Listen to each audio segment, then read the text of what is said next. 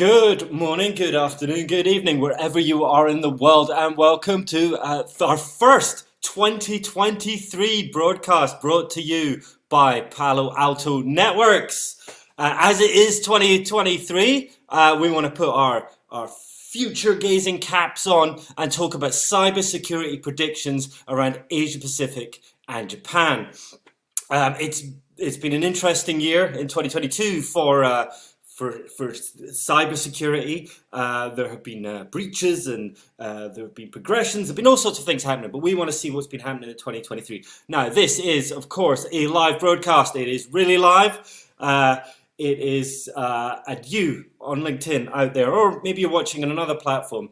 You are key to this broadcast. There are two things as an audience I need you to do. Number one, watch us. That is great. But number two, if you comment, if you ask questions throughout the broadcast, we will do our best to answer them live on air. We also have a fabulous prize. I've been informed it is a gaming monitor, which I wish I had, a gaming monitor, which you could win.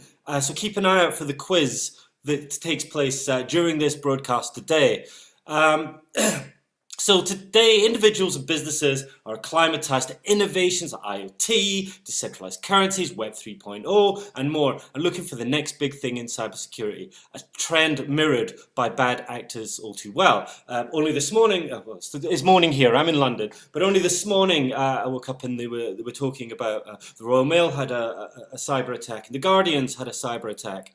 It's happening every day, and the bad actors just keep finding new and innovative ways of doing things. But we don't want to listen to me. I have a fantastic panel lined up for you today. We have a selection of three great CSOs dialing in from all over the world. We have Sean, we have Ian, and we have Alex, and they're going to talk to us about the future. And I can hear myself. That was strange. Welcome, everybody. Welcome. Thank you, Andrew. Hey. So, as you're all the experts, I'm just going to ask you to introduce yourself to begin with, just to give our audience some familiarity with who you are, if they don't know who you are already. So I will start with, let's just pick Sean.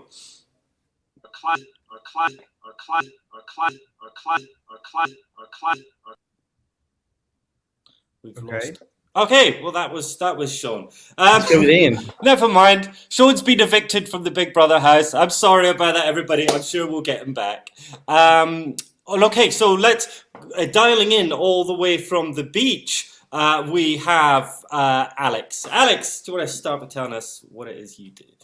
Hey everyone, I'm Alex Nehmy. I have spent the past 20 years in cybersecurity, and I've spent the past decade securing some of Australia's critical infrastructure, which includes electricity grids and defence organisations. And my role at Palo Alto Networks is Director of Industry 4.0, which is helping our industrial clients and customers secure their environments and get ready for the future threats that they're going to face in these industrial environments. And I cover all of Asia Pacific and Japan. Thank you for having me today. Beautiful. It's great that you're here. And Ian, over to you. Yep, sure. Hi. So my name is Ian Lim, and I'm the Field Chief Security Officer in this region as well. Like Alex, I've spent my entire career here in cyber, so over 20 years. In 2003, I remember writing, authoring a book around shift left development, right? And today we're talking about it, but mine was waterfall model, back in those days. So spent a long time doing cyber, and the last 15 years in particular, I've been in CISO roles in Fortune 500 companies in the States. I've also done a stint in EMEA out of London, as a matter of fact, and strategy work. Had a really great time there in Notting Hill, where I was living, and now I'm here with Palo Alto Networks, really interfacing with the CISOs in the region and talking about their pain points, their challenges, and like today, what's to come, and really help solve problems, cybersecurity problems here, and establish a sound strategy going forward. Beautiful, and I'm hoping. Oh no! Oh, there he is. Oh, we've lost him again. All right. Well, we'll come back. We'll come back to Sean. Let's see if we can figure out his gremlins. He seems to be getting some sound feedback, but I think we're okay to. I think we're okay to begin. How do you feel? We'll go with the three of us just now, and we'll try to get Sean back in a minute. So we're going to talk about predictions. The idea of today is that we're talking about 5 key predictions for 2023. But before we even start on this, should we talk about the wider cybersecurity landscape? I mentioned even at the start there have been recent high-profile data breaches. I mean, what do you think are the reasons that cybersecurity attacks are on the increase? Yeah, no, let me start. So again, being in the CISO role for a while, I've really done this, and I think we can summarize it in an equation that I think about often. On one side of the fence, we've got a hyper innovation, a hyper innovative environment, right? You mentioned in the beginning of the talk, IoT, decentralized currency, Web 3.0, et cetera, et cetera. There's a lot of innovation that is going on, and in particular, a lot of move into the cloud, right? And in smart devices. So what we're seeing here is innovation, and innovation creates gaps. So the second big force that we're also seeing is that the attackers are evolving their methodologies, their tactics, and they are finding those gaps in innovation. So these two forces are at play. Meanwhile, right, the equation is these two forces greater than legacy security, both from a mindset perspective as well as from a capabilities perspective. We always seem to think about security, the old way of thinking about security is that, it's a perimeter security, and there's a trusted and untrusted zone, and we secure, the trusted, we secure the trusted zone against the untrusted zone, we're fine. And I think that this paradigm of security is being greatly challenged in today's world. So, and secondly, we also have tools that are old generation tools. In particular, I'm thinking about layer 3, layer 4 tools that is doing source destination protocol when we really need anomaly and behavior and application layer awareness in the communications that's happening now, given the sophistication of the attacks. So these forces are at play, and they're just basically outpacing our ability to evolve our security, or at least a lot of the organizations that we're talking to are looking for that evolution to catch up to those forces. Let me add to that, Ian. I think if I put myself in the mind of a criminal, if you're a cyber criminal today, or even just a criminal, you're thinking, well, what am I going to do? Am I going to go rob a bank or rob a website and do it from my lounge room in my pajamas? I mean, cyber criminals are getting into this because it's so lucrative. There are so many people on the internet. There are currently 5 billion users on the internet, probably about 200 million people joining the internet every year. So that's 200 million new people that cyber criminals can focus on every single year.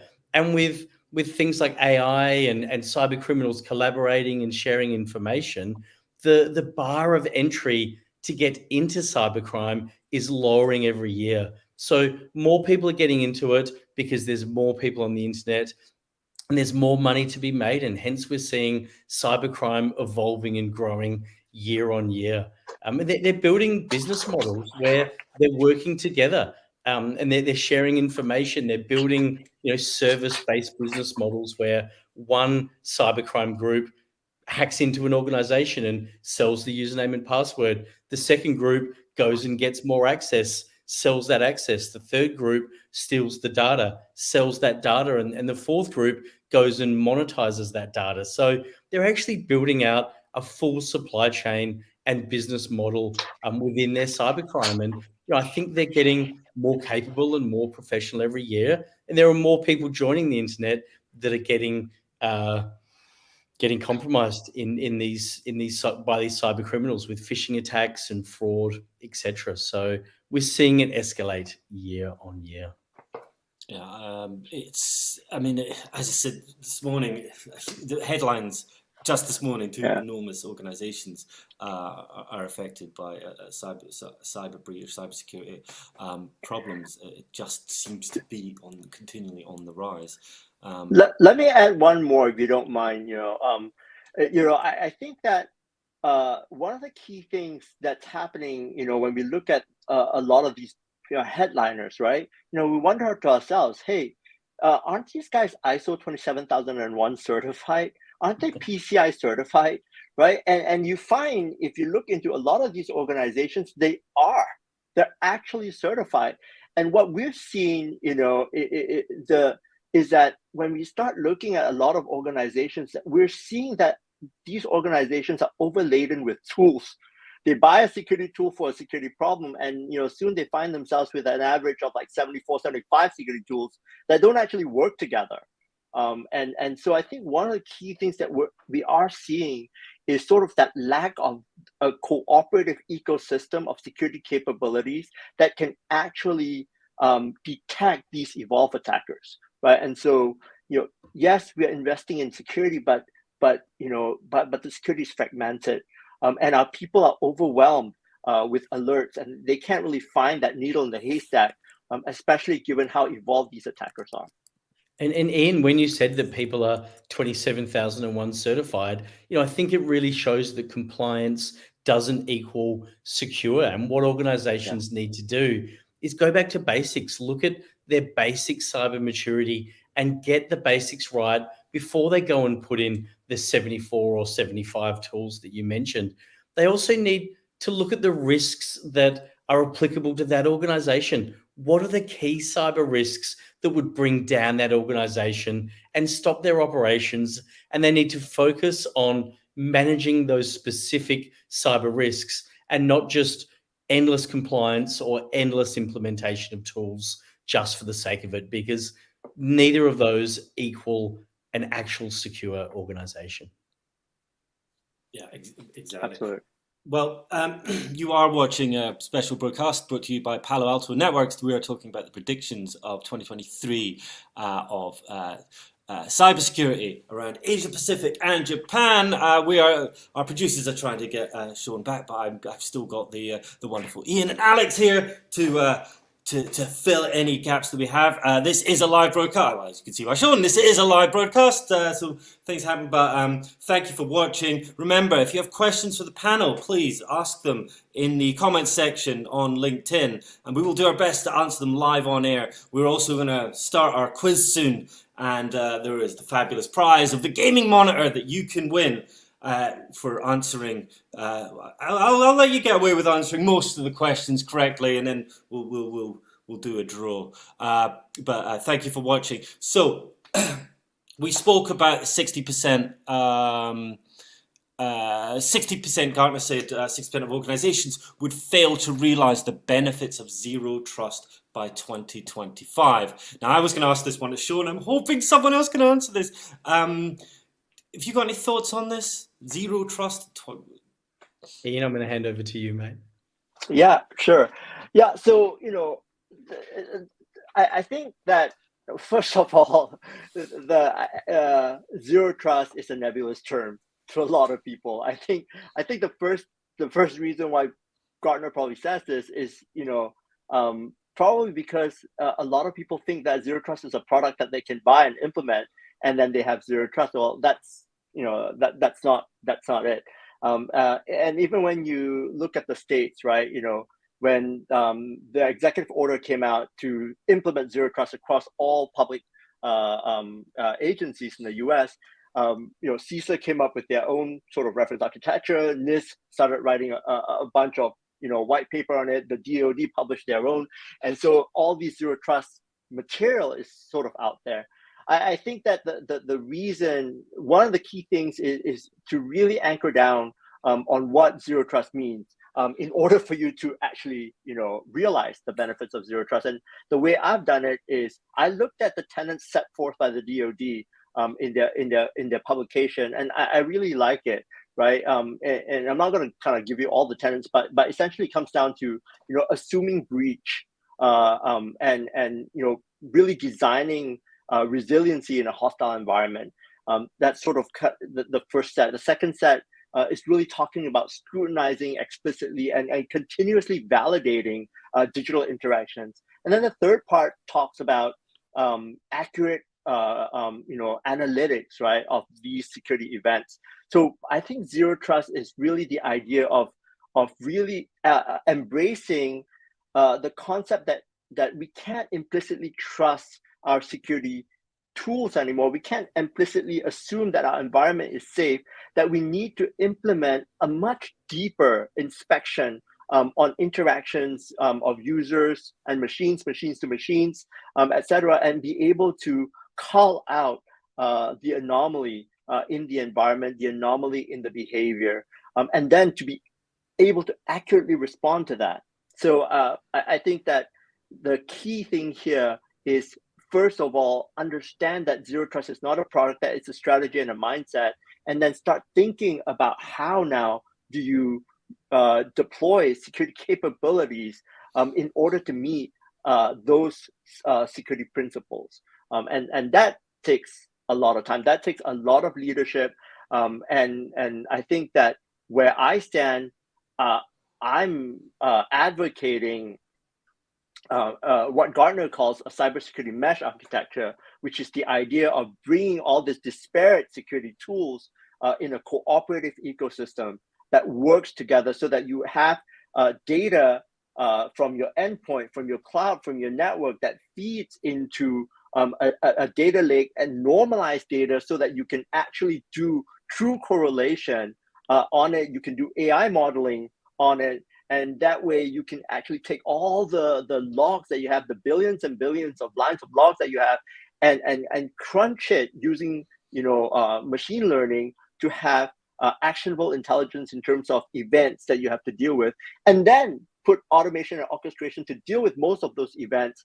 And now you're manually remediating, hopefully around 10 incidents per day, which you can handle. So I think that that's a journey, and it takes time to achieve that journey.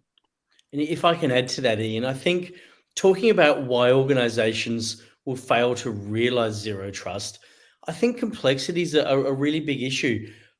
Zero trust is best implemented bit by bit in manageable steps, whereas in any IT project, and this is why the majority of IT projects fail, they try to boil the ocean. So they'll try and go from no zero trust to full zero trust in 6 months or a month, or in one change window. But really, it's an approach and it's a strategy, and it's something that needs to be worked towards in a journey. I think we also need to not underestimate the fact that a lot of organizations culturally are resistant to change. And I've seen this as a CISO. You go into organizations and you say, well, this isn't good enough. We need to do it better. And they say, well, hey, it's worked for us for the past 5 or 10 years. We're not changing what we've done. The cultural resistance to change and the cultural failing of just when they do want to change, doing it all at once is a massive risk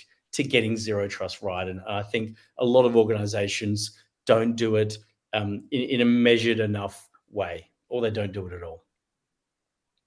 And no, that's great. And let me add some practical advice, because again, I don't want to just talk theory and speculations here, but like a practical advice I would give you around zero trust is this: you can either take you should take both approach. You should take a risk-based approach, and you should take an opportunistic approach, right?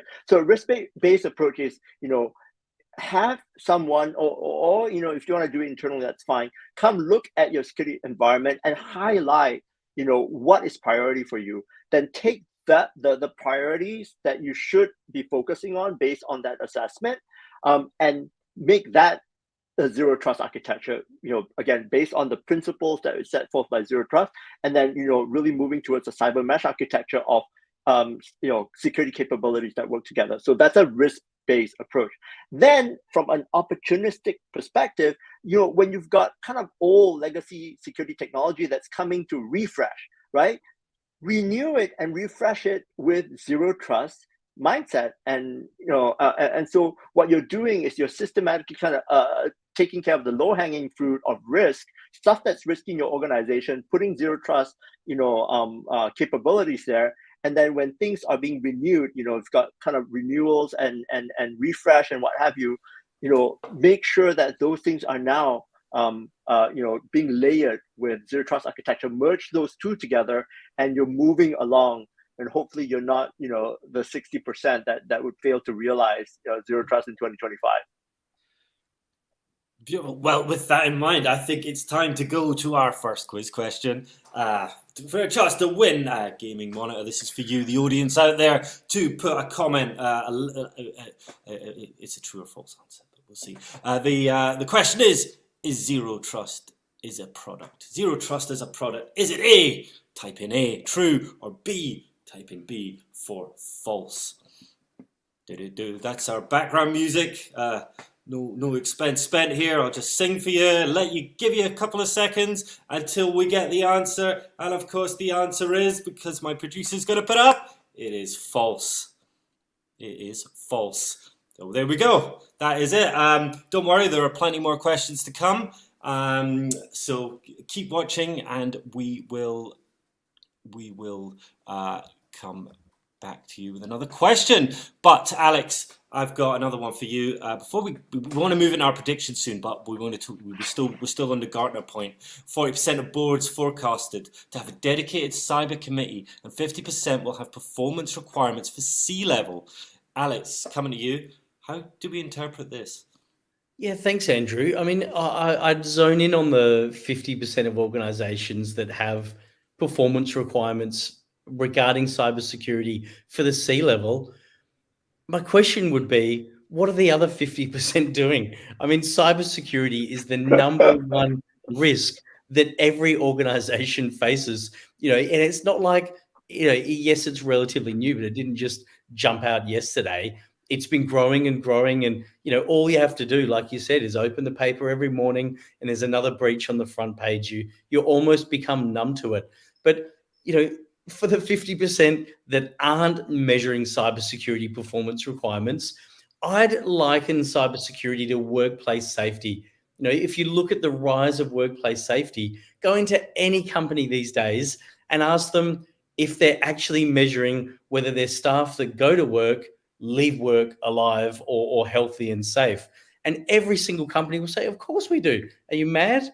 And cybersecurity is going to be like that. And I think we'll look forward in the not too distant future, and companies will say, well, of course we measure whether we're cyber secure or not. Are you crazy? And just like workplace safety is about safety in the physical world, cybersecurity is about safety in the digital world. And there are a lot of similarities between the two. But, as for the 50% that aren't tracking cybersecurity, I think they're probably hiding from it. Cybersecurity is relatively new. It's relatively complex. And I think execs are struggling to be cyber literate. So they need cyber security committees. They need to prioritize for the board these resources that can help them and enable them to be cyber secure. But, for the 50% that aren't doing it, some people you just can't help. I think they're absolutely mad. Yeah, my take on I love the fact that you're talking about. Like what's the other 50% doing? That's absolutely true. I think the thing that strikes me more than anything, last year was that story about that Uber CISO being convicted, and now he's the ex-CISO, right?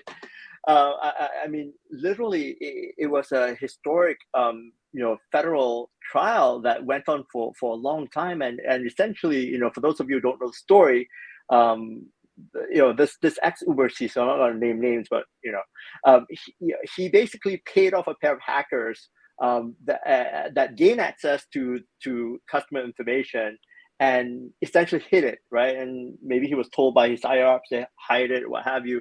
But I think that his conviction really should be a warning bell to all CISOs out there that your job is really, really serious and significant, not only for the company, the integrity of your job. It's held, at a criminal level, right? And so I think this, more tthan anything, it is a wake up call for CISOs that your role is significant. Now, my hope is that being in this region, what I've seen is that a lot of CISOs are still rolling up, under sort of the technology chain of command, right? The CIO, the CTO, what have you. My hope is that we can remove that cybersecurity function out of the technology into maybe the operations or the risk management function of the company. And I know some forward-thinking organizations here are actually doing that, because it's super important to decouple that. The technology wing has very different mandates and very different goals compared to the cyber mandate. Especially when you start looking at critical infrastructure, it's even more poignant. So I'm hoping that kind of this move to insert cyber committees, dedicated cyber committees in organizations, and to put performance levels performance requirements on C-levels, will really spell out empowerment to the CISOs to be able to do the things that they need to do to keep the company secure, not just get certified. Like you said, that those certifications are minimum level requirement. And not to say that you shouldn't do it, you should do it, but that's not going to keep the evolved attackers out of your organizations. Yeah, Ian, I mean, I think CISOs need to be paid danger money. In no other role in an IT group can you just wake up one morning, the whole world's blown up and your job's over. Yeah. Like, it really is a super serious role, a super stressful role. There's a massive amount of burnout, but they really need danger money. It's a tough gig, as you and Yes, I agree with that. I agree with that. Well, now it's time to move on to our predictions. So that in context, Palo Alto Network's own predictions for the coming year. Palo Alto Networks have identified 5 predictions enterprises must consider as they plan towards the post-pandemic period. 5 predictions to look out for. I'm not sure how to phrase this. Should I just start listing them and then ask you about things?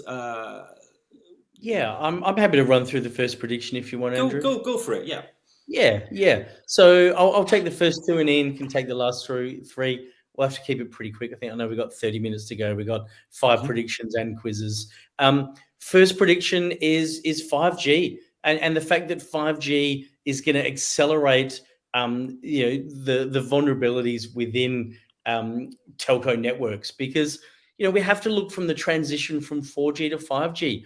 4G was generally built on premise and a much smaller network, whereas 5G is going to be huge. It's going to enable things like smart cities and autonomous cars and drones flying through the air, communicating with each other. It's going to give this low latency and high bandwidth connectivity, and it's going to have high density connectivity. We're going to be able to get 1 million devices connected to 5G in a square kilometer. For those of you who do miles, I think that's about 0.4 miles. We're going to get a million devices within that space. So, 5G, the first key risk is there's so many devices that 5G could get attacked from within the 5G network. There are millions of devices, so the threat from within is really strong. Probably the second vulnerability I wanted to call out is cloud. So 5G is built on a cloud-based architecture. It's really, the first generation of telco networks that are built, I'm going to say cloud native. So any weaknesses in the cloud, any vulnerabilities in the cloud, it's going to affect the 5G network. So not only is 5G being attacked from within, it's being attacked from the cloud as well. And that makes 5G, makes the risks of 5G being compromised, much, much higher. But the biggest problem is that 5G is now offering critical infrastructure. It's offering, smart cities and smart energy grids and, autonomous transport. It's connecting all of these critical functions, and it needs to be resilient and available. But because of the importance of 5G, because of how big it's going to be, it's being attacked by cyber criminals, by nation state threat actors, by cyber criminal threat actors. I mean, imagine if someone, a cybercrime gang, ransomwared an entire 5G network that connected a whole smart city and held that entire city to hostage. So, 5G, it's going to be huge. It's going to be, there's going to be so much going on. But for the first time, there is a huge amount of vulnerabilities happening, especially from the cloud and from with the millions of devices connected within 5G.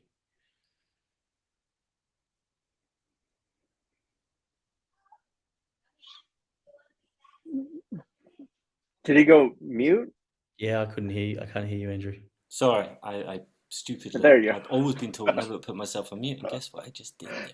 I was saying that's number one. We have 5G prediction. I suppose I should ask before we move into the second prediction. Why do you think there is an acceleration of with the acceleration of 5G adoption, will that deepen vulnerabilities by enterprise? Well, it will mean that there's more vulnerabilities. So 4G was really constrained to people attacking it, from within the network, but there were less devices or from on-premise, whereas the adoption of the cloud and the millions of devices mean more vulnerabilities, probably more serious vulnerabilities as well, and therefore a greater likelihood that that 5G environment will be compromised. All right. Okay, so should we move on to prediction number 2? Yeah, prediction number 2 is securing connected medical devices, and this is going to be critical. So healthcare is undergoing a digital transformation. Health records are becoming digital, but what I want to talk about today is medical devices that are digital. These medical devices were once, I'm going to call them dumb medical devices. They were just, not network connected. They just did their medical thing, but they're now fully fledged computer systems that perform a medical function. And not only are they performing a medical function, but it's a critical medical function. If we look at infusion pumps, so these are the infusion pumps that deliver liquids and medicines into your body, straight into a vein when you're in hospital and you're really unwell. We inspected 200,000 infusion pumps by monitoring the network traffic, and we found out that 3/4 of those have security vulnerabilities, and half of those have critical security vulnerabilities. So, imagine a loved one being in hospital and they're connected and being kept alive by this infusion pump, yet that this infusion pump is likely to be insecure. So, the biggest problem is these smart medical devices, A, they're going to be everywhere. B, they're critical, they're keeping people alive. And C, they're insecure. So they're often shipped from the manufacturer in an insecure state.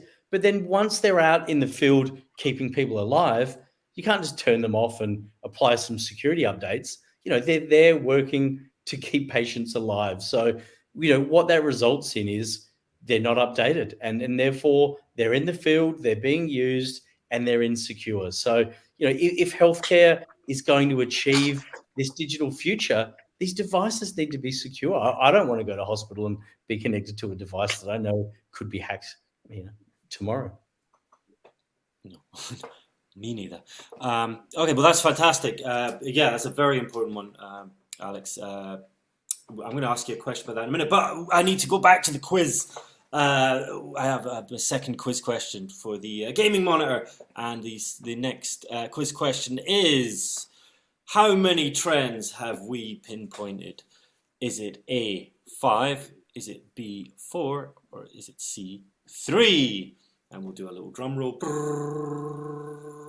And of course it is A5. So well done for everybody that got that. We will keep them coming. Okay, so we just spoke about medical devices, which I always find a little bit terrifying. I mean, are there any particular? I don't want to give examples because I think that's a little bit. But are there any particular devices that are particularly at the moment prone to this to these vulnerabilities or susceptible risks? Sorry, I mentioned the infusion pumps, but really they're all computer systems. So computers have code, and code can have weaknesses. So really, they're all.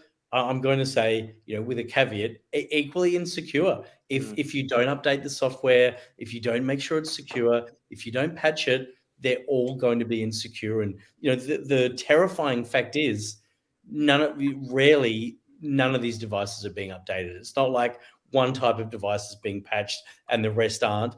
This is a macro issue for all of healthcare. So, Andrew, I'd be a little bit afraid.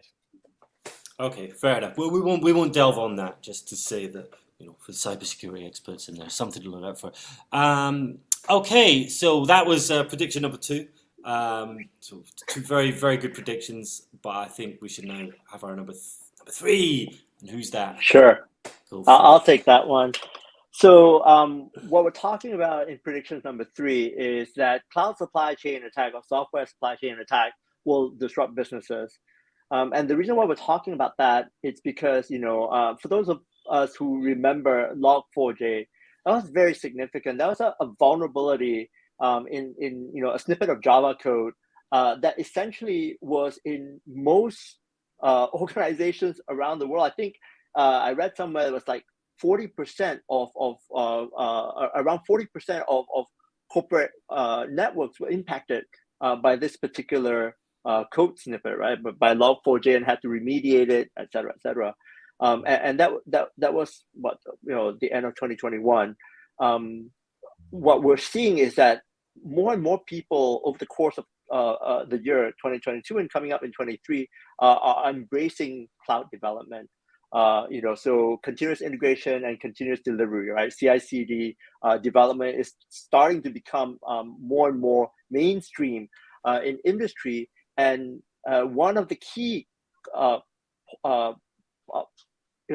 cultural, I don't know if it's cultural, I guess I could say one of the key cultural components of CI/CD pipeline is code reuse, because you want to make things really, really fast. You don't want to recreate things all the time. And why we're calling out that cloud supply chain will be a major issue in 2023 is because we're seeing some signs, right? So Log4j, as I said, was a vulnerability. What we saw last year was that these code snippets are open source. These open source code are being maintained by volunteers, right? Including Log4j, they were maintained by volunteers. What we saw last year was that the Evolve attackers they realized that and are now attacking some of these volunteers. In particular, there was a very popular NPM code that was downloaded millions and millions of times each week, and by major, and it's used in major application. I think it's some kind of a parser tool that tells you what the browser is, let's say, for example, right? And the Evolve attacker attacked this code maintainer in Indonesia, who's just maintaining this code on a voluntary basis. They hacked into his account. I think it was a spear phishing hack. And then they got a hold of his repository, and then they basically uploaded the next version of that code snippet with laced with malware. So applications down this, that's using this code snippet, if they pull an update in an updated version of that particular package, they will pull malware into the environment, just like that, right?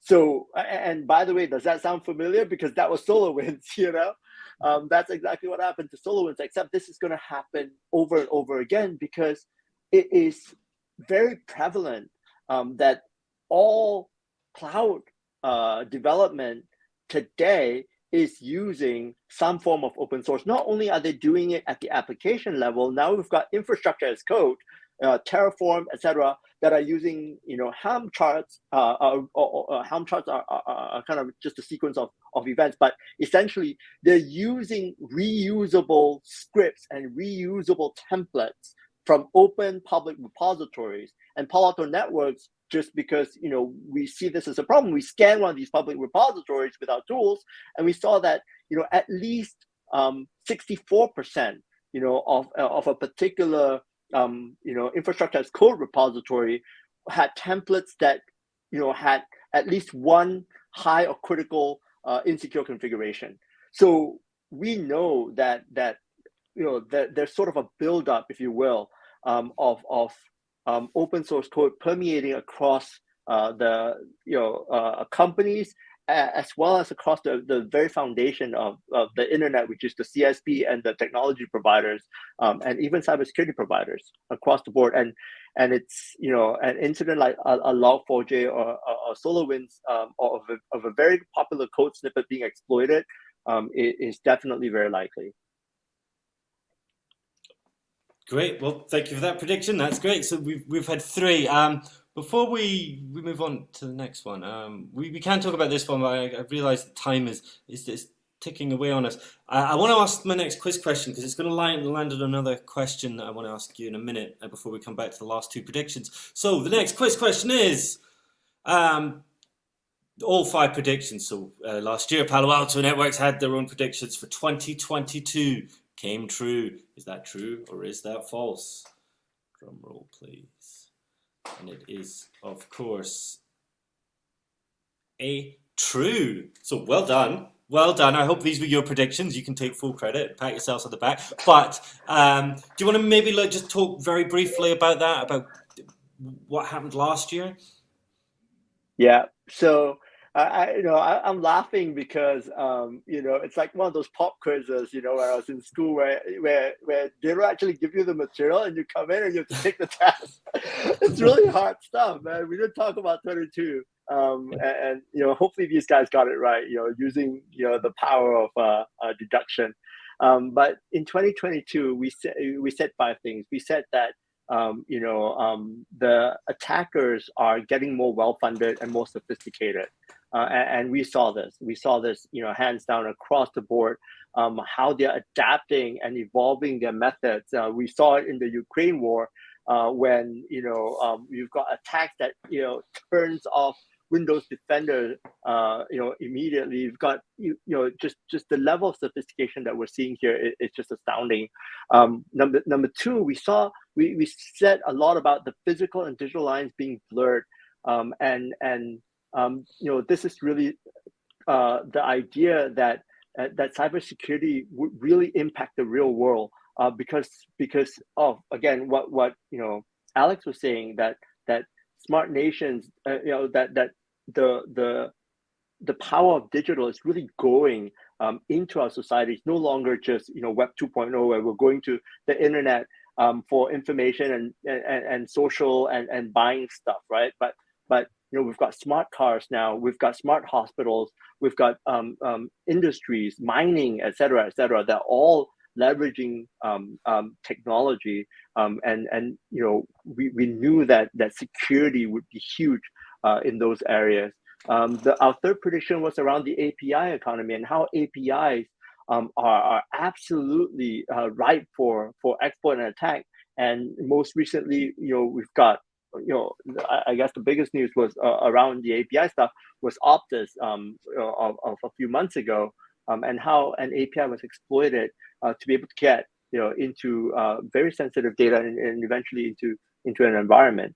So number four, we talked about how the attackers will now focus on CII, and again we saw continuous relentless attacks on critical infrastructure, going back to the Ukraine war. So many instances of that. I mean, we did predict the war, but cyber was very much part of that war, right? And then lastly, we talked about the borderless workforce, needing a borderless solution, and we do see huge adoption of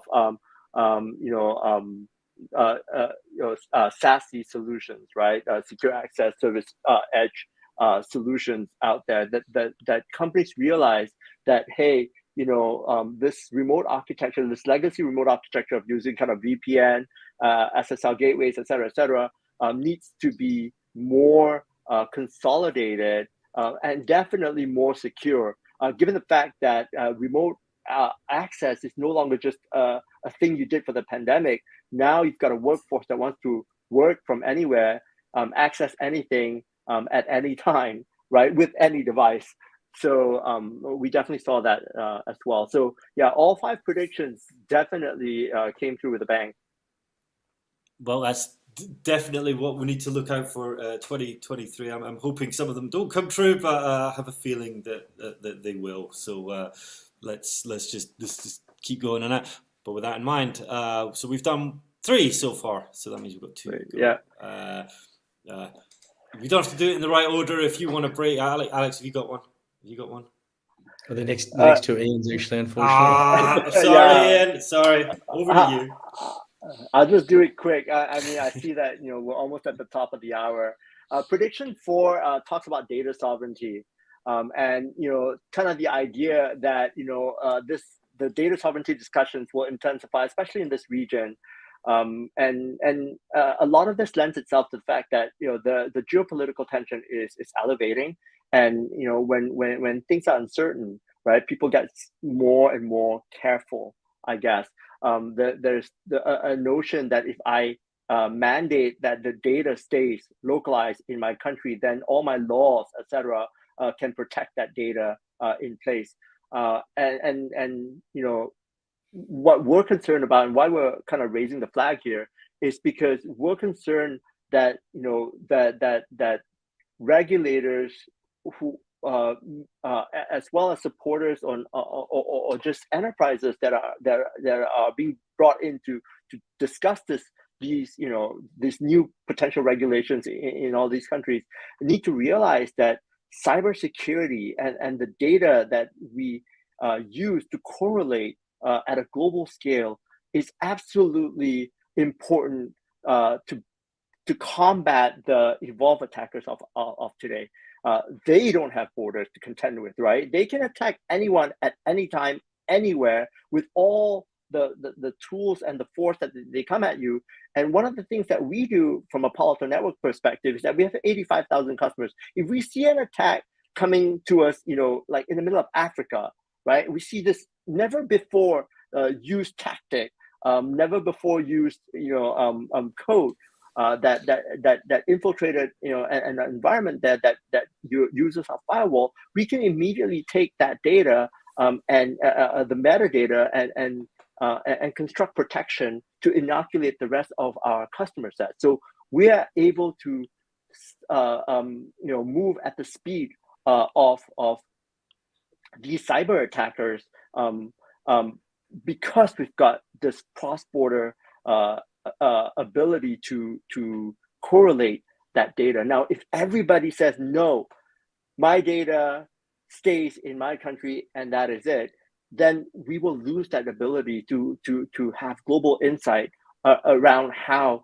attackers are evolving in their way, and we will also, more importantly, lose the first mover advantage of, hey, we saw it one place, we inoculate everyone else, right? We won't be able to do that effectively. So I think that we want to raise the flag to say, look, don't throw the baby out with the bathwater, right? If you need to kind of regulate, be very, very specific about your data protection requirement, your privacy requirement, and just regulate on highly important data. Don't just do an all or nothing kind of regulation around data sovereignty. So that's prediction number 4. If I can add to that, mate. I mean, yeah, sure, I'd say that making organizations keep their data in one geographical location doesn't make it more secure. We should be freeing organizations to choose the most secure cloud storage and the most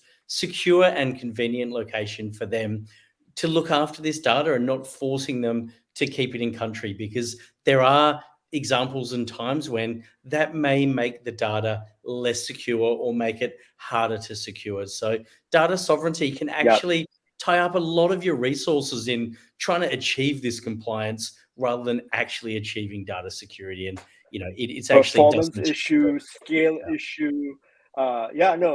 Performance issue, scale issue. Singapore, for example, right? We're such a small country. How are you going to do BCDR if all your data centers are exactly.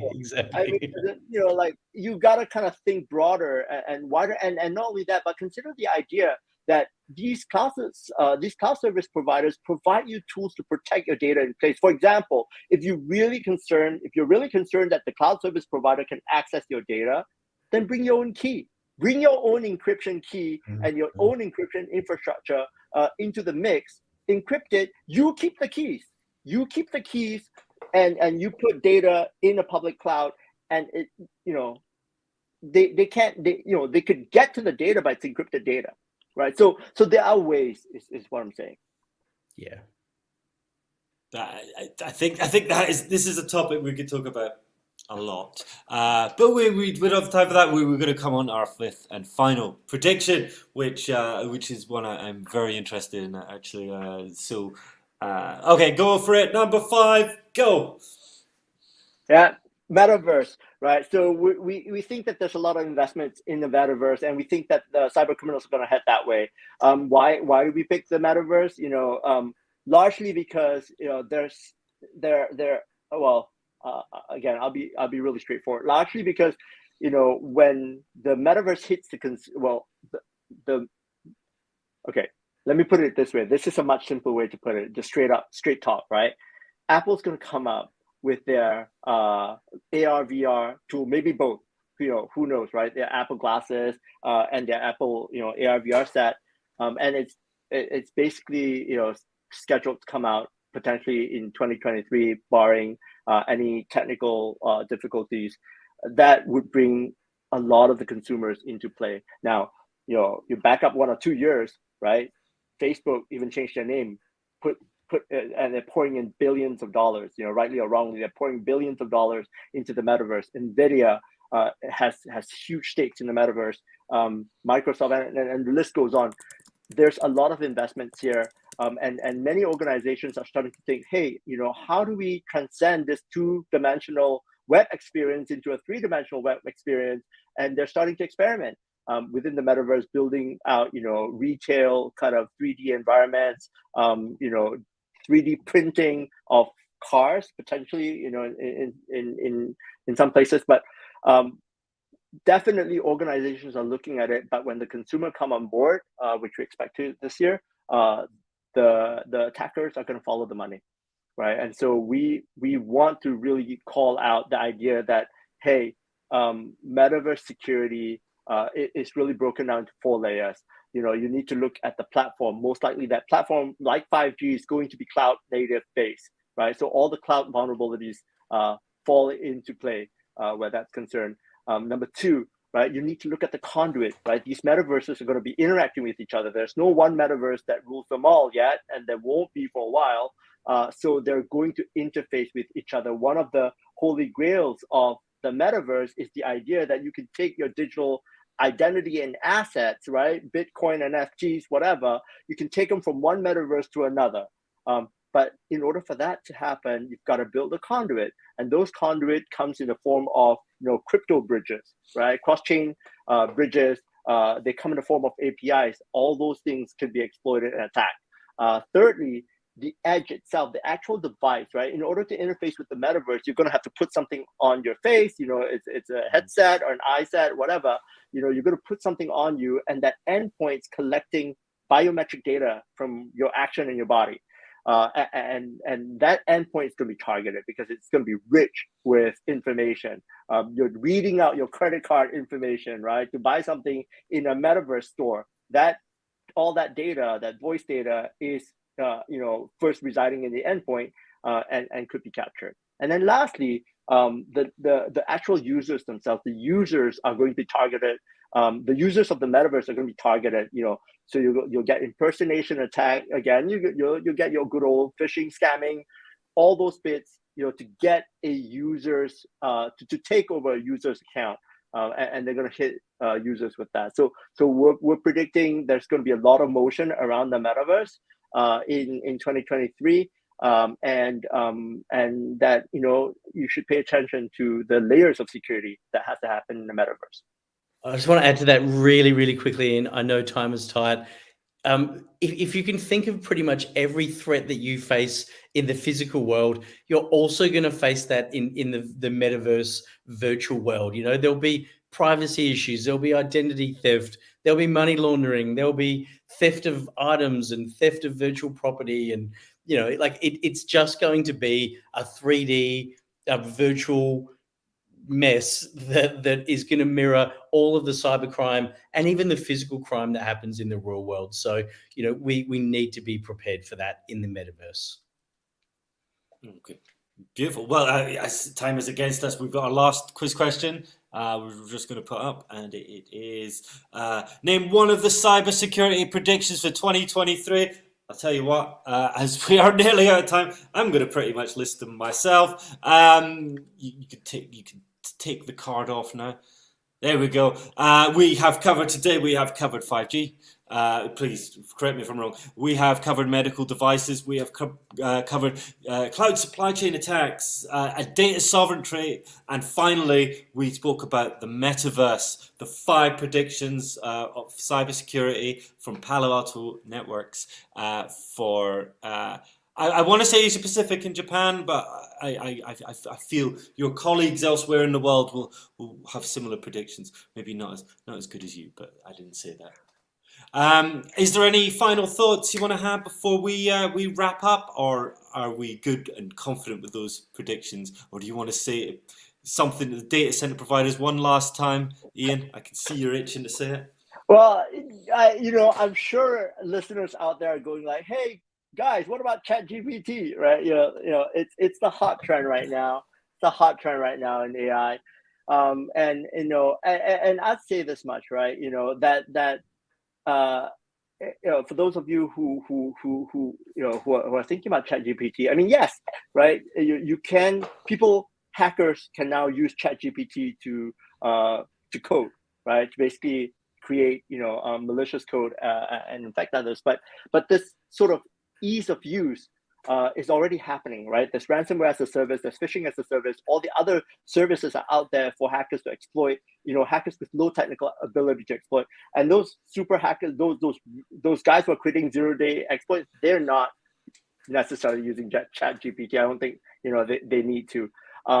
So I think that it doesn't put a dent. Now, what happens later with the evolution of an AI malware, right, that can evolve and that can basically adapt to environments, especially to your security tools, that is dangerous stuff. We don't see that just yet, right? Because what you need to do is you need to actually build that AI model that OpenAI does. And I tell about this story, but where Eric Schmidt came to a kickoff, one of the founders of Google, and he's saying that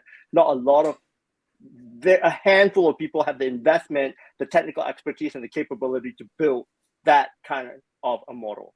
So probably next year, right? So for right now, ChatGPT is definitely on we're looking at it. Beautiful. All right. Well, we will talk about that in 2024. In the meantime, Ian, Alex, you have been fantastic guests. Thank you so much. Thanks so much, Andrew. All right. Bye, guys. Thank you so much. Thank you. Bye, so that was our great panel. Unfortunately, we lost Sean at the start, but I'm sure we'll get him back for another episode, and he can give us his infinite wisdom. So that was a very special broadcast brought to you by Palo Alto Networks, our first of 2023, the 2023 cybersecurity predictions around Asia Pacific and Japan, and we had the 5 predictions. So keep an eye out in the year to see how many of those 5 predictions have come true. I'm hoping many of them don't come true, but that is not the reality of the world. So keep an eye out. And we will speak again about this in 2024. And Until next time, goodbye.